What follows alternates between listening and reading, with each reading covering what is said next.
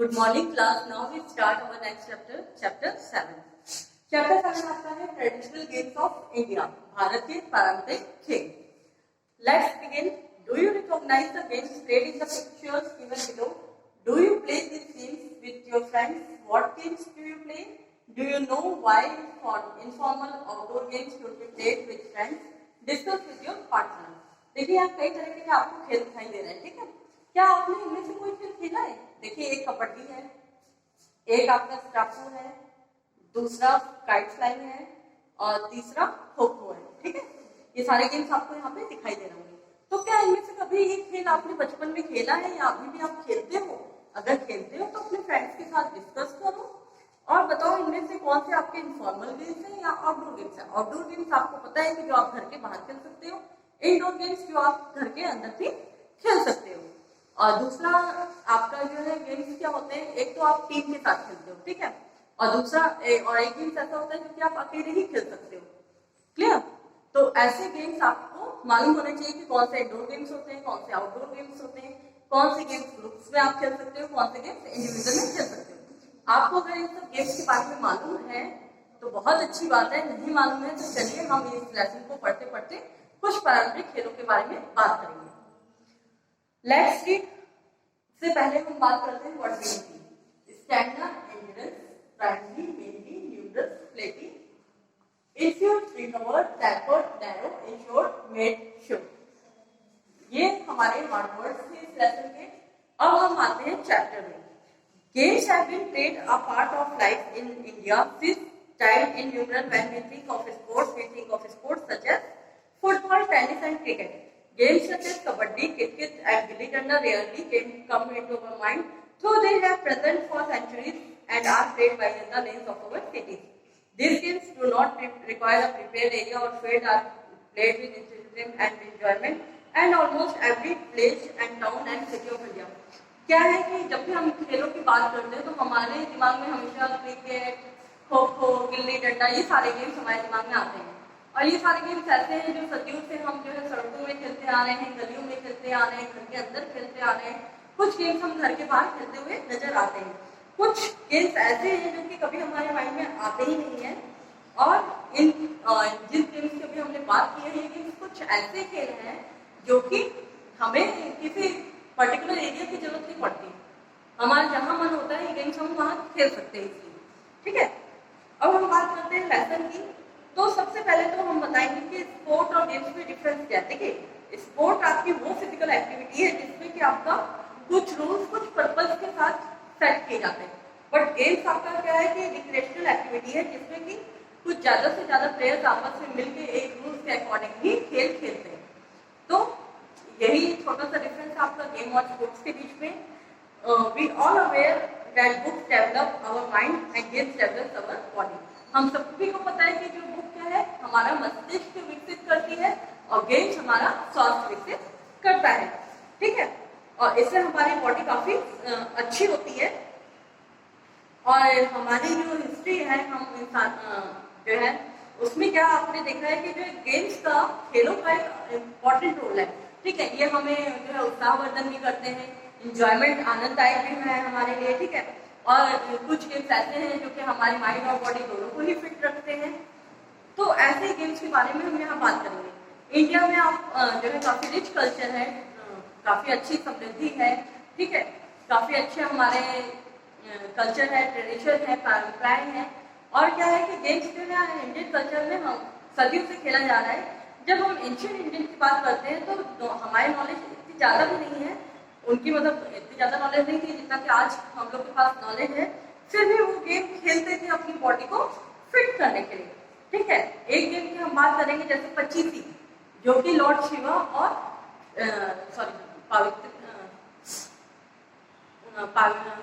आपका लॉर्ड शिवा और पार्वती जी पचीसी खेलते थे. और जो पांडव थे वो गेम खेलते थे डाइस के नाम से, ठीक है. तो गेम एक ही है बट समय के साथ साथ उसके क्या हो गए हैं कि नाम चेंज हो रहे हैं. मुगल एम्पायर इसको जो है चेस का नाम देते हैं आजकल, और आज भी ये गेम चेस के नाम से जाना जाता है. मगर ये हमारे हिंदुओं की जो पौराणिक कथाएं हैं उसमें ये गेम्स पाए जाते हैं और धीरे धीरे टाइम के साथ इन गेमों का नाम चेंज हो रहा है और रूल भी चेंज हो रहे हैं। लॉन्ग बिफोर क्रिकेट और फुटबॉल, जैसे कि बहुत समय से हमने क्रिकेट और फुटबॉल के बारे में सुना है, मगर कभी आपने कबड्डी के बारे में सुना होगा, काइट फ्लाइंग, खो खो, ये सब गेम्स के बारे में कुछ ना कुछ सुना है। ये हमेशा जो है आम आदमी भी खेल सकते हैं, राजा भी खेल सकते हैं, कोई भी खेल सकता है जिसको भी सब चीज में इंटरेस्ट है।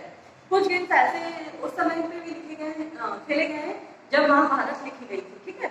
Kho kho rank as one of the most traditional sports in India. The origin of kho kho is difficult to trace.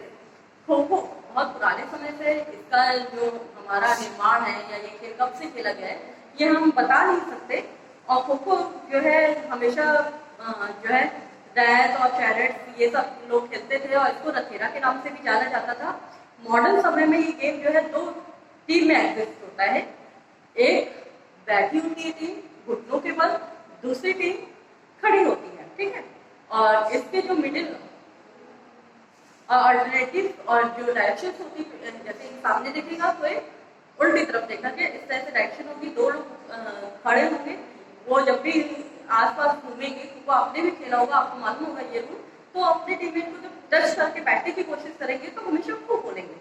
और ये जो है चक्रव्यूह और गतिवेगता ये सब इसकी स्पीड कंट्रोल होती है और ये काफी रोमांचकारी खेल होते हैं। इस खेल को हम जो है कम समय पे भी खेल सकते हैं और कम समय में भी खेल के ये बता सकते हैं कि कौन सी विद्रोही टीम जीती है या हमारी टीम जीती है, ठीक है। दूसरा गेम मुख्य रूप से जो विकसित होता है वो क्या है, शारीरिक जो है शक्ति, कबड्डी के बारे में बात की जाती है। कबड्डी जो है हिंदी मैथोलॉजी में बहुत शुरू से पाया गया है, जब महाभारत लिखी गई थी। और आप एक कह सकते हो कि जो एनिमीज चक्रव्यूह के बारे में आपने सुना होगा, तो चक्रव्यूह में क्या था कि जो गेम था इसको इस तरह से सर्किल के तरह फॉर्म बनाया गया था कि कभी भी जो भी आपकी जो आपका वार करेगा, ठीक है, जो आपका अपोनेंट होगा वो आपका वार करेगा, तो आप किस तरह से अपना बचाव करोगे उसके लिए हमेशा आपको सकारात्मक रहना पड़ेगा, ठीक है। और कभी भी इसमें जो है हमेशा जवाबी हमले के लिए हमें सजग तेज रहना होगा, हमेशा अपने आप को एक्टिव यहाँ पे शो करना होता है कबड्डी में। और जो प्लेयर है उसको हमेशा अपनी जो सांस जो हमारी होती है उसे ब्रेथ उसे होल्ड करके रखना होता है, वो सांस टूटनी चाहिए। अगर वो सांस टूट जाती है तो आप कहीं ना कहीं आउट हो जाओगे और गेम हार जाओगे। तो हमेशा जो है जब ये गेम खेलते रहोगे तो आपको कबड्डी कबड्डी कबड्डी कबड्डी आपने सुना होगा, ये चीज बोलते हुए ही ये गेम खेला जाता है, ठीक है। कबड्डी जो है एशियन गेम्स इवेंट में भी खेला गया था 1990 में और इंडिया जो है तो गोल्ड मेडल मिला हुआ था कबड्डी टूर्नामेंट में। और दूसरे स्पोर्ट की हम बात करते हैं, पहले से तो आपका रेसलिंग है, पहलवानबाजी आपने महाभारत पे भी पढ़ा है, रामायण पे भी इसके काफी आपको प्रमाण मिलते हैं। और जो कुछ कैरेक्टर्स हैं आपके जैसे भीम, कर्ण, दुर्योधन, ये सब जो है स्ट्रॉन्ग रेसलर्स हैं, पहलवान है जो कि आपको मेंशन किए गए हैं। हनुमान भी एक बहुत ही जो है पावरफुल रेसलर थे और ये रामायण के टाइम पे पाए गए थे। और रेसलिंग को जो है उस समय मल्ल युद्ध कहा जाता था, ठीक है। और रेसलर्स को जो है पहलवान कहा जाता है, जहाँ पे उन्हें ट्रेन किया जाता है उसे अखाड़ा या रेसलिंग स्कूल या दंगल बोला जाता है। और पहले क्या होता था कि ये ऐसी जगह होती थी जहाँ पे आंगन में कंकड़ वगैरह कुछ होते थे, उस जगह ये लोग अपनी पहलवानबाजी दिखाते थे। पर अब क्या है कि कुश्ती मैच या रिंग में ही अपनी पहलवानबाजी दिखाते हैं। और जो हमारे राजा और सम्राट थे एशियन इंडिया में, उन्होंने ये सुनिश्चित किया कि किस तरह से जो है हम जो हमारे पहलवान हैं उनको अच्छी डाइट देनी चाहिए, यानी कि फूड, मिल्क और स्वीट्स ये सब देना चाहिए। और जो रेसलर्स हैं उन्हें हमेशा अपनी जो है गुड हेल्थ मेंटेन करनी चाहिए, उनके अंदर शक्ति होनी चाहिए और काफी फिजिकल एक्सरसाइज है इन सबके लिए, वो सब उन्हें करना आवश्यक है। इंडियन रेसलर्स जैसे कि सुशील कुमार सोलंकी, साक्षी मलिक, गीता फोगट और बबीता कुमारी, इन्होंने जो है मेडल्स ही नहीं जीते हैं। अब हम इंडिया को हमेशा गर्व हुआ है इनके। और कई इनके अंदर अहम शक्ति जैसे आप कह सकते हैं, इंडिया वो ऐसी जगह है जहाँ पे कई तरह के लोग एक दूसरे से प्रभावित होते हैं और कई तरीके के खेल खेलते हैं आपस में मिलकर। अब जैसे हम बात करते हैं काइट फ्लाइंग की, पतंग उड़ाना आपको पता है कि मकर संक्रांति के फेस्टिवल में हम पतंग उड़ाते हैं। और ये पतंग एक इंटरनेशनल काइट फेस्टिवल है जो कि गुजरात में मकर संक्रांति के दौरान होता है। और इसे ये इस तरह से मनाते हैं कि ये पहला ही कटाई का दिन माना जाता है भारत के अंदर। ठीक है। और इसका मेन ऑब्जेक्टिव क्या होता है कि जो प्लेयर होता है दूसरा, उसे अपनी स्ट्रिंग के थ्रू दूसरे प्लेयर की पतंग काटनी होती है, उस पतंग को जो है उसे चेज करके लाना होता है। तो जो ऐसा कर लेता है वो जीत जाता है, उसके लिए वो ट्रॉफी से कम नहीं होता है। अब बात हम करते हैं गिल्ली डंडा। ये देखिए यहाँ पे गिल्ली डंडा बना हुआ है ना। तो गिल्ली डंडा भी 25,000 साल पूर्व मुगल एम्पायर के टाइम पे ही, साम्राज्य के समय से ही ये खेला जा रहा है। और ये गेम ऐसा है कि अलग अलग नाम से अलग अलग जगह पे जाना जाता है। जैसे कि डाबुली बंगाली में बोलते हैं, और चिन्नी डंडू कनाडा में, कुट्टियम कलुम मलयालम में, विट्टी डंडू मराठी में, गुल्ली डंडा पंजाबी में बोलते हैं। ठीक है। ये 2 वुडन स्टिक होती है, एक छोटी होती है जो कि 3 इंच की है, और जो बड़ी होती है वो हमेशा 2 फीट की होती है। और इसके जो एंड्स होते हैं वो पतले होते हैं, जैसे कि बैट में होता है। और जो स्टिक्स होती है वो कारपेंटर भी घर में बना सकता है। ठीक है। और इसे जो है आप खुली जगह पे भी खेल सकते हो, गलियों में भी खेल सकते हो, और इसे आप पूरा टीम की तरह भी खेल सकते हो और अकेले भी खेल सकते हो। दोनों तरह से आप ये गेम खेल सकते हो। ठीक है। टीम में क्या होगा कि आप जो है प्लेयर्स को 2 टीम में आप डिवाइड करोगे। जो टीम जीत जाएगी उसके ऊपर है कि वो बैट करना चाहता है या कैच करना चाहता है। एक सर्किल ड्रॉन होता है, यहाँ पे पूरा सर्किल बनाया जाता है गोल करके, और ओवर शेप का जो है गोल बनाया जाता है तो सर्किल के सेंटर पे, और उसमें 3 इंच वाली जो गिल्ली है वो रखी जाती है। और उसमें जैसे ही आप स्टॉप करोगे गिल्ली पे, तो ये उछल के कुछ डिस्टेंस पे गिरती है। तो उस डिस्टेंस को सेंटर वाले सर्किल से काउंट करके आप लिख लेते हो। फिर ऐसे ही दूसरे टीम का नंबर आता है, वो ऐसे करता है। तो जिस टीम ने सबसे ज्यादा बार सबसे ज्यादा दूर फेंकी है वो टीम आपकी जीत जाती है। ठीक है। और इसमें सबसे ज्यादा क्या है, आपका हैंड टू आई कोऑर्डिनेशन अच्छा होना चाहिए, और आपका कैच अच्छा होना चाहिए, आपकी कलाई मजबूत होनी चाहिए। ठीक है। तो ये सब इसके लिए जरूरी है। फिर दूसरा हमारा गलियों का गेम है कित-कित। कित-कित को आप एकड़ दुक्कड़, स्टापू, पांडे तमिलनाडु में बोला जाता है, कुंटे बिल्ली कर्नाटक में बोला जाता है, खाने आपका कश्मीर में बोला जाता है। ठीक है। और इंग्लिश में हपस बोला जाता है। ठीक। क्रिकेट एक हमारी शारीरिक एजिलिटी और निम्बलनेस है। इसके लिए हमें कोई बहुत बड़ी जगह है या बहुत बड़ा सड़क में जो है जरूरत नहीं है। हम इसे कहीं भी खेल सकते हैं। इसके लिए हमें क्या करना है, ये देखिए इस तरह से हमें ब्लॉक्स बनाने होते हैं। ठीक है। और आपका मार्कर से आप ब्लॉक बनाओगे। 3 ब्लॉक आपके जो है लेटरल होते हैं, फिर आपके 2 ब्लॉक ऐसे होते हैं जहाँ पे आप 2 फीट रख सकते हो, फिर सिंगल, फिर डबल, फिर सिंगल। ठीक है। तो इस तरह से आपको बनाना होता है। तो सबसे पहले जो है प्लेयर को एक पतला सा वो रखना होता है ईटा, उसको जो है उछालना होता है। ठीक है।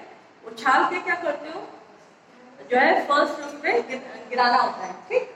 फिर उछल उछल के आप यहाँ पे आए, फिर यहाँ से टर्न करके आप वापस आओगे, उसको उठा के बाहर कर दोगे और जंप करके बाहर निकलोगे। तो इस तरह से आपको पूरा 9 ब्लॉक्स तक करना है। जब आप सक्सेसफुली इस गेम को कर लेते हो तो इसका मतलब है कि आप जीत गए हो। ठीक है। यहाँ पे आपको 1 फुट रख के उछलना होगा, यहाँ भी 2nd नंबर पे, 3rd नंबर पे, 4th 5th पे आप डबल फुट रख सकते हो। 6th में आपका सिंगल फुट है, 7 8 पे डबल रखोगे, 9 में सिंगल फुट से आपको उछलना है और फिर बाहर आ जाना है। ठीक है। तो इस तरह से आपको करना पड़ता है। और ये गेम जो कि कित का बहुत ज्यादा मुश्किल नहीं है, ट्रिकी है, आसान है। जो गेम है कित का उसको बहुत मुश्किल नहीं है। इसके लिए अच्छा संतुलन और सटीक प्लेयर होना चाहिए, और मार्कर जो है कोशिश करनी चाहिए कि सही लाइन पे आए। और प्लेयर को भी अगर अपना बैलेंस वो टच हो बैठता है, संतुलन या लाइन को टच कर लेता है, तो क्या होता है कि वो हार जाता है। ठीक है। उसे फिर से 1 ब्लॉक से स्टार्ट करना पड़ जाता है। तो इसी तरह से आपका जो चेस का गेम है उसके लिए आपका माइंड जो है हमेशा शार्प होना चाहिए। ठीक।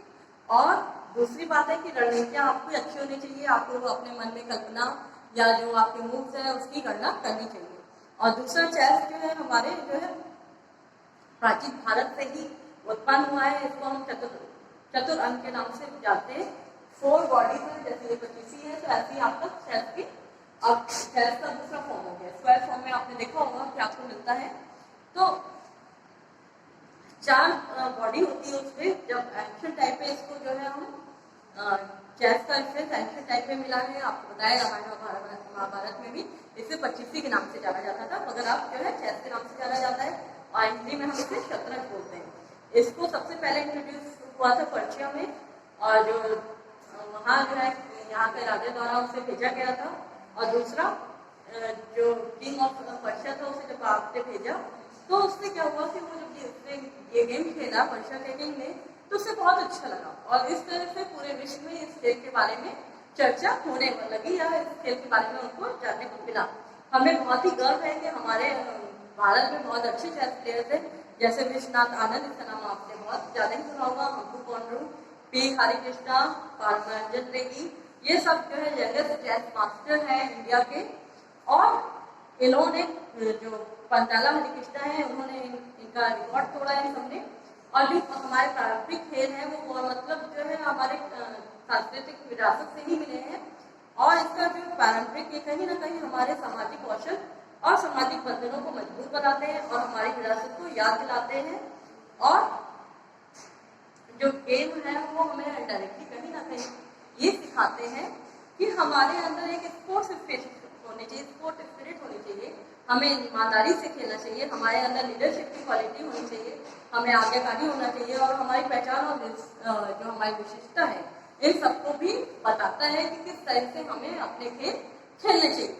थैंक यू क्लास, आपको ये चैप्टर तो बहुत अच्छा लगा होगा, और किस तरह के खेल हमारे भारत में है इस बारे में आपको जानकारी मिली होगी, या देश विदेश में खेले जाते हैं, किस नाम से जाने जाते हैं। आपको कोई क्वेरी तो व्हाट्सएप